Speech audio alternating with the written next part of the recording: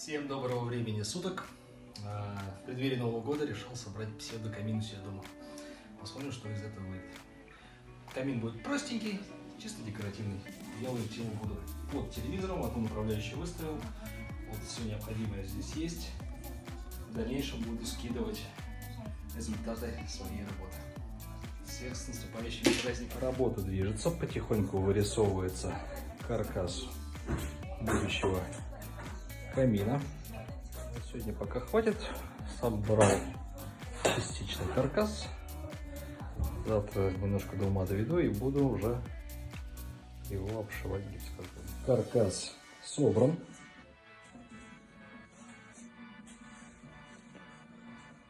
Осталось сделать облицовку плиточкой.